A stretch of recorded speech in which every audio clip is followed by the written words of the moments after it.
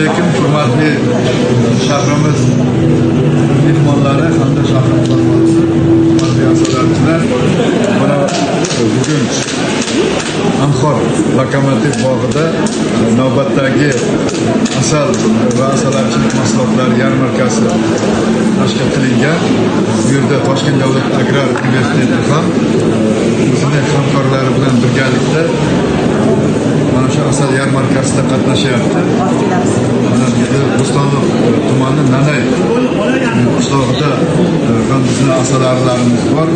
Mana shu Baxtiyor aka bilan birgalikda bizlar bugungi asal yarmarkasida qatnashyapmiz. Asosiy mana shu tog'dan olingan asalning har xil turlari bugungi yarmarkamizda bor. Arzonlashtirilgan narxda toza asal mahsulotlarini xalqimizga yetkazib beryapmiz.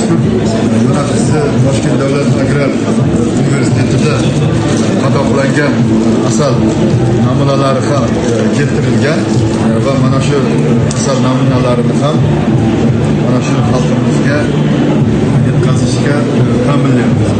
Bugungi kunda bu yarmarkada bundan ortiq xorijiy davlatlardan ham mehmonlar tashkil qilishgan. Bunlardan Rossiya Federatsiyasining Xitoy o'lkasi, Qozog'iston, Qirg'iziston, Turkmaniston va bir qancha xorijiy davlatlar demak mana shu asal yarmarkasida qatnashyapti va o'zlarini asal mahsulotlarini xalqimizga arzonlashtirilgan narxlarda yetkazib berishmoqda. Hammangizni mana shu asal bayramida kelishingizni va u yerdagi asal mahsulotlaridan bahramand bo'lishlaringizni tilaymiz. E'tiborlaringiz uchun rahmat.